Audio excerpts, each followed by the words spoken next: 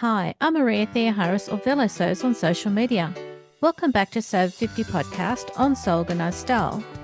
You're listening to the Top 20 Countdown series. Honestly, all I really wish Instagram would do is bring back chronological posts. I really miss chronological posts. It was so much better then. You could never miss anybody's stuff then. That's Saremy. She's SewSewLive and was on the podcast in November 2020. Saremy is number 17 in the Top 20 Countdown. While you can find Saremy on Instagram, you'll always find Saremy teaching on YouTube. She's industry trained, and Saremy has a really full commitment to providing teaching content in her sewing school on YouTube. On her Instagram account, she posts what her weekly schedule is. Saremy provides an amazing community space for curious sewists of all abilities, and it's free to join her sewsewguild.com. On Wednesdays, Saremy runs a live stream sewing project from cutting to finish. That's a huge commitment, but so valuable to improve your sewing skills from an industry professional like Saremy. Saremy started her sewing channel in 2018, and interestingly, she's almost hit 2 million views with over 730 videos. Saremy, thank you again for being on Sew Organized Style podcast for Sew 50. Now let's go back and hear how Saremy was building her ability to provide great sewing content to us in the sewing community on her YouTube channel and on Instagram. Our guest has shown us her sewing studio both on her Instagram account and on her YouTube account. It's Saremy, and she's joining us from the States, so let's give her a warm welcome. Hi, Saremy. Hello. Thanks for having me. I really appreciate it. It's really great that you're here, and I've seen a lot of the work that you do, and you make it so accessible and so fun. So tell us about your Instagram name. Oh, my Instagram name is SewSewLive, which is also the name of my YouTube channel. And I try and keep things really simple. But I do have other things like patterns under SewSew Patterns. I think my business website is sewsew.live. So it's all about the same. There's a lot of businesses and Instagram handles that start with the word sew. So I know that it's not very unique, but that is why I titled it that. SewSewLive, because I live stream on YouTube. Can you describe to our listeners where you live? I live in California. I'm definitely one of those fire-prone areas, and I don't need to, tell you about all the details of that. I'm sure you guys know. The area I live in is very agriculturally rich, so there's almonds, walnuts, lots of stone fruits, olives are grown here, and there's a lot of agriculture surrounding it. Rice is a really big crop here as well. So it's a very hot, dry valley, and we're about an hour and a half north of Sacramento in Chico, which is also a college town, right up like against the Sierra Nevada mountain range. It sounds like a wonderful area. It's beautiful. It's very classic California. I like to think of it as definitely like the Western movies you see. That's kind of what the landscape is like. That's a lot of the history when, white people came to this area. There was a lot of gold digging and things like that. This would have been part of that region where gold was being mined or panned. So let's get on to how you started sewing. I started sewing very grudgingly in high school. I couldn't get out of the elective that they gave me. I got out of it one year. And the next year I couldn't get out of it. It was the only thing available in that time slot. And I was very petulant about it. I've grown since then. I don't think of it this way, but I was probably 14 years old and I thought it was very girly.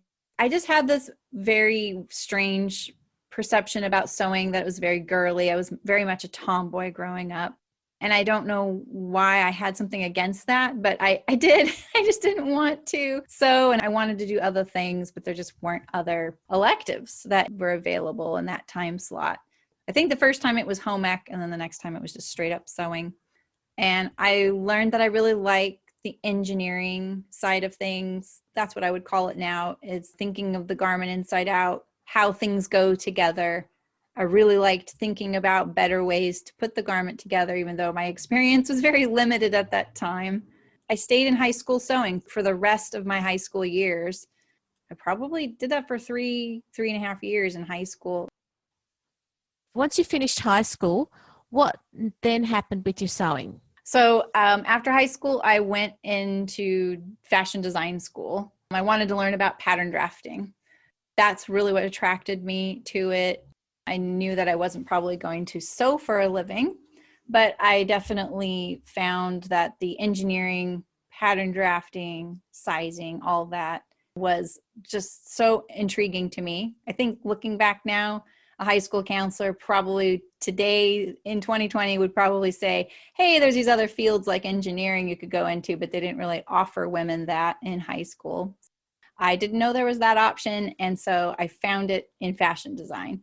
And I really loved that. I focused on the production emphasis of things, but I still did all of the fashion design classes because they didn't have a specific production emphasis degree. So it is a fashion design degree. I was terrible at sketching, but I did love all the pattern drafting, draping, grading, all that stuff. That was very fun and easy. All the prototypes I had to sew for my assignments, that was great. I was just sketching that I really suffered at. I still do. But yeah, so that's when I went into college, and I worked at like a little mom and pop place while I was in college. And I've never not worked somehow in garment industry, sewing industry, the outdoor industry, or anything related to it. I've definitely always found a way to be involved or working in it. There's been a few brief things I've done outside of it, but I was usually sewing personally then if I was, and it was very brief stints that I wasn't in it. So yeah, I've always been here since I was probably 14 years old. There's still so much more to learn and do too. There is. There's always the technology behind fabrics and how we can use those to do the pieces of work that we love doing. Yeah, absolutely. Technology has impacted the fabrics that we have available. And after working in the outdoor industry, I can tell you that textile science, it's its own branch. And there was textile science at my college, but it wasn't anything like what you would see for outdoor fabrics and functional fabrics. It's basically a chemical degree. I mean, I think about knits. When knits first came out, I was not, alive, but at the same time, I've seen those knits. They were not what they are today. They've come a long way. You wouldn't even have liked to use them then, but they were revolutionary at the same time. Stretch wovens, where I was around from when that came out, that was pretty amazing. Reflective fabrics, waterproof fabrics, breathable, that coated fabrics. You're talking about all synthetic mostly though. So there's that kind of environmental impact that you have to consider. There are lots of really great pluses with that, especially in conjunction with the medical field. Some of these companies have really developed some things that, I don't know what came first, the medical industry or the fabric industry in some of these cases, but they've definitely directly benefited saving lives. So there's some good things with it too. Can't live without plastics, but it'd be nice if we lived with a lot less of it. With the sewing that you do, what have been your most treasured makes? Treasured makes. I'm not very sentimental. I'll just be honest. I'm not very sentimental. The fires in our area, I have to have a go bag. My parents lost their home in a fire almost 2 years ago. My brother did too.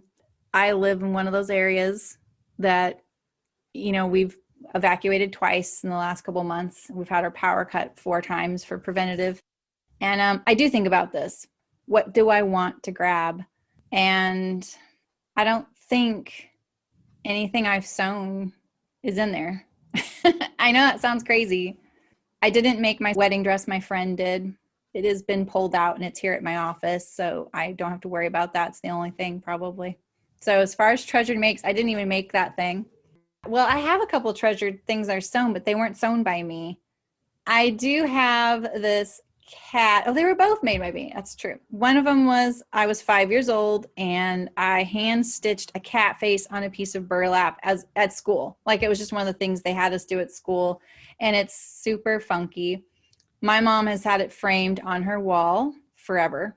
And a quilt. This is going to be kind of weird, but this fabric store, when I applied for a job there, their entry was they gave you a paper bag, like just this nondescript kind of very faded pastel printed flat bag. And you had to make something with it when you turned in your application. I was new to the town. I didn't know anybody. I didn't have a job. And I am so task oriented. It's almost just not funny at all. I was like, okay, I can do this. I was all about having an assignment. And I came back the next day and I said, oh, can I have another bag? And they were like, oh, did you mess up? I said, no, I just need more. And they were like, okay, So I don't know how I did it, because I look at this now and I've been dabbling in quilting and I know how hard it is. I find quilting kind of hard. Even though the paper was very subtly printed in very, very not very different hues, I picked apart all the little colors and I made a quilt that the pieces were tiny, they were like the squares that were pieced were probably less than a ½ inch total. And I made that little quilt an envelope, and I quilted the top of my resume and cover letter, and I slipped it inside and I handed it in. Well, the owner hired me. She wasn't hiring at the time, but she hired me. And she said, I don't usually give these projects back, but I'm giving yours back. And so I think you should keep this. And I gave it to my mom, and she framed that too. When my mom and dad lost their home 2 years ago, they didn't get out with very much. They were ready. They had their go bags. They had all their important papers. They really didn't think they wouldn't be back. And she grabbed those two things. And so they are now hanging in my house. They're actually here at my office because I'm so paranoid. They're off the wall right now since it's fire season. They're here because now I feel very much responsible for these two things. So I made both those things without thinking very much about them, but they are very treasured and they represent a lot to me even more now that my mom saved them. I'm trying not to get emotional because it really shocked me when she showed me. I didn't know for like 6 weeks probably that she had rescued that. She waited until my brother and sister were visiting for the holidays. My brother was here, but my sister was visiting for the holidays, and she sat us all down on the couch and she said, okay, I have one more gift. We all opened our Christmas gifts over New Year's because my sister was visiting after Christmas. And she said, oh, I have one more gift for you guys, which made me really nervous. When your mom sits you down on the couch side by side, something's going to happen. And she handed me those and I lost it. Like for me, that was hard. The fact that she saved that, it was just hard seeing her. It's hard seeing your parents go through that. That's all I'll say. You all know that. So, yeah, and she said, I do not want those back. Like she didn't want the burden of having them anymore. So I have those now. So it's making me emotional. Oh, just hearing it. It really is. The fact that, your mum had saved those two pieces for you. I've walked by those two things hung in our house for decades. They've been there. The paper quilt I did in my 20s, was 25. And who knows when I did that cat, I was probably 5 years old, you know? So, and it is pretty goofy. But yeah, she handed me those, and that I haven't cried like that in a long time. For me, it was more that, they say to save the things that mean a lot to you. But I have to tell you, I don't know, I'm not very profound on these kinds of things, but you're going to miss everything. You're going to miss your favorite sweater. You're going to miss those shoes that you finally found your favorite pair of shoes, or that necklace that always went with that blouse. Oh, you don't have that blouse anymore. So the fact that they were two things relating to me and not things that she would get use out of, that's what, hit me hard, because I would have really liked her to have her things. Like we were fine, our house was fine. The fire didn't come near us, so it's just one of those weird things, like it really hits you when someone hands you something like that. So, yeah. So today is Sew Over 50 Thursday. What's been your experience with the Sew Over 50 community? I stumbled upon Sew Over 50 about the time I started streaming. I think their account wasn't very old either, because this was a little over 2 years ago. I'm not sure when it started. It felt kind of new at the time. I think Instagram does that, kind of suggests other new folks to you about the same age as your account. I'm 49 now. I'm 49 and a half almost. So I'm not even 50, full disclosure. But it starts kind of bubbling up in my mind like, oh, I'm going to be 50. I'm one of those people that embraces things. Yes, they make me nervous. The stigma of things sometimes makes me a little nervous. How I do everything, I get really nervous about it. So if I barrel ahead at it because I just want to get it over with in a way. And so that was one of the things, like when I saw that it was related to being 50, I was like, well, this is kind of popping up into my head a little bit lately. And the first post I saw was the one on menopause. And the comments were just so honest and funny and heartfelt. I'm not going through menopause, but I really appreciated hearing these women's like truths, and the things they were revealing. And it felt like the most honest comment section I'd ever seen. I really, really liked it. And I really love honesty. I do not think of it as something mean when someone's honest. I don't think of it as something to shy away from. I really like it. I'm a very blunt person, unfortunately. I try not to be, but I am. And I'm very honest. And so I really like that. And that's where I found them. And I've been following them ever since. And I love what they represent for the community. I love the inclusiveness of it and how they encourage people. And I love that everybody on there is an every person. It's not a polished models account, and I like that. I don't really gravitate towards that kind of content anyway. I really like seeing real people, and I love the encouragement and the cheering and all that. So that's my experience so far. The topics are very organic. That's what I mean by that is what exactly you've said, is that it's real people, real topics, honest conversations, and being supportive. Yeah, and things that you actually want to talk about and things you actually want to do. And it's grown so big that even if it's not a topic that maybe is for everybody, it's going to touch a lot of people no matter what, because we're all like, someone's thinking about it. It's very real that way. So I like that a lot. They use stories to save particular topics, so you can always find things there if you haven't been watching at the time. One of the things I love about the So Over 50 account too is how they teach people how to use the technology available to them. I think that is so incredibly useful for anybody. Nobody knows how to do something without learning how to do it first. I really stress that with my own stuff because sometimes people don't want to ask, how do you do that? All the technology topics are saved in their stories. Exactly. That's so great because I've actually gone back and referred to them myself. Like, oh, I've been kind of nervous on how to do this stories thing. And I know So Over 50's done a little post, and I really like that because it makes it less, oh, am I going to be filming myself and are people going to see me right now? But, then I know, oh, that's not going to happen or whatever when I look at those. Those tutorials are great. Sandy's been instrumental in developing a lot of those technology topics.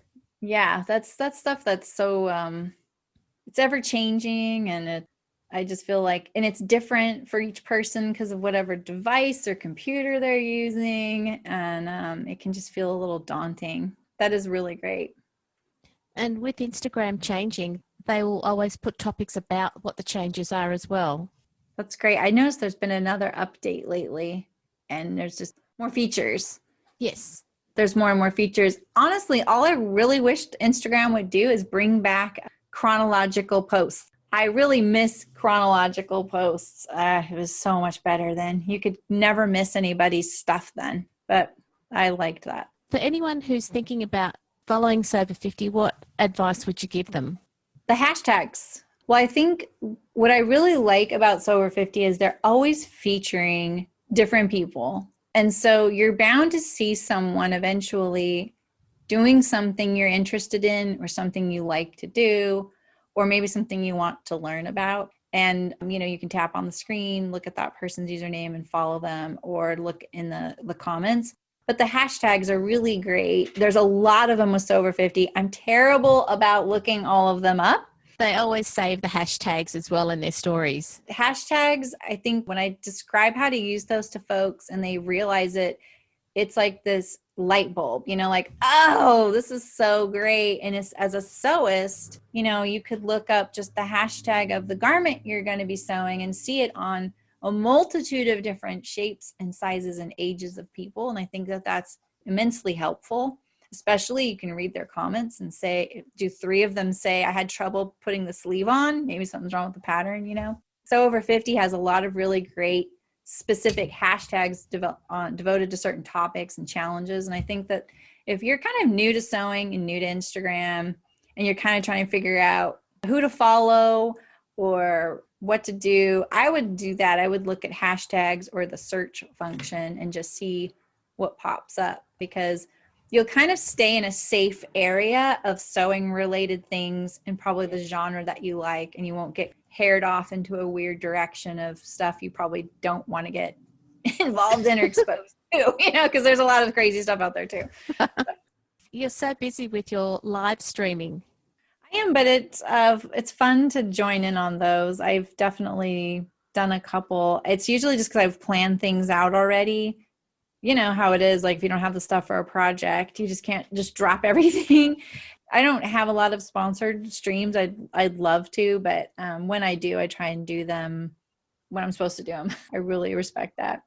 For November, it is Thanksgiving here in the States, and I think the 3rd week of November. I won't stream that week. I'm doing a sample sale this month as well. The upcoming things I do want to sew in the very near future are, I know it sounds kind of crazy, but I want to make a portable litter box for my go bag. And a go bag, for anyone who doesn't know, is just what you grab when you need to be evacuated. I've never done a capsule wardrobe, but I want to do one for my go bag because I hate having to have one of those. And I feel like that would make it more fun. And I want things that don't wrinkle, they're comfortable, that I want to wear. So I'm not just wearing all the dregs of my wardrobe, Yeah. And it to be a couple of seasons because it can be really hot here or cold. I do know of 2 sponsored streams coming up, but I can't really say what they are quite yet. I like to make sure it's in my hands just so I don't get anyone's hopes up. But I do think that there's going to be a couple of really great seasonal items there. I think that's pretty much what I have planned right now.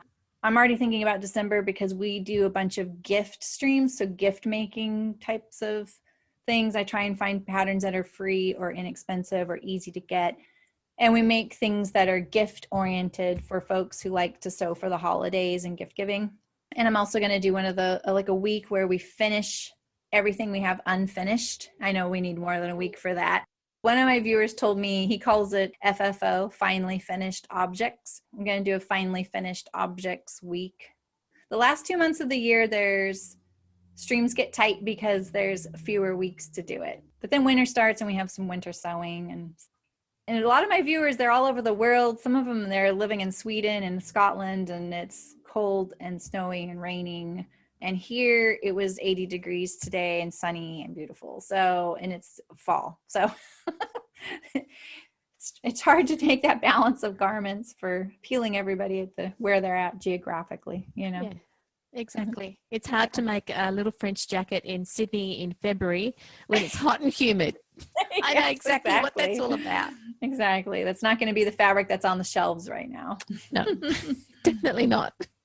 Yeah, I'm going to look that jacket up though. Okay. I've been doing a lot of quick how-to videos and uploading them. That's been kind of fun for me. So that's another thing that I'll probably squeeze in.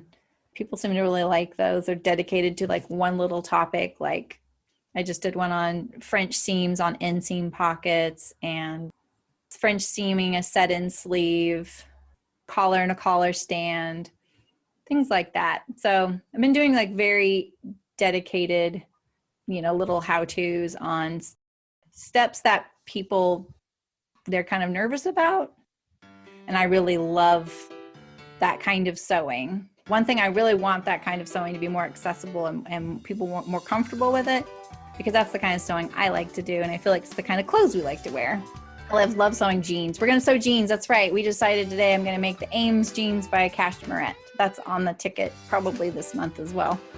Saremy, thanks so much for coming on to Sew Organized Style podcast. You've given us a lot of great information about what you do, and it's been really interesting to hear how you've got a go-to bag based on where you live and how you've got to deal with having to evacuate as part of where you live.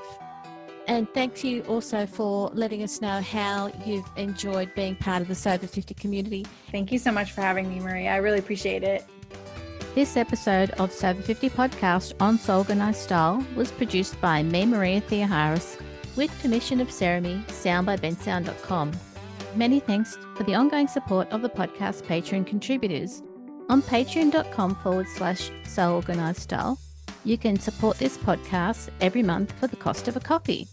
Their ongoing support enables me to develop this podcast for free. You can subscribe to Sew Organized Style podcast, but with an S, not a Z, on all good podcast apps. Make sure you go back and listen to our free Sew 50 podcast archive on Sew Organized Style podcast. If you would like to contribute to the many ongoing posts and challenges the team promotes on the Sew 50 account on Instagram, direct message Sandy and the editorial team.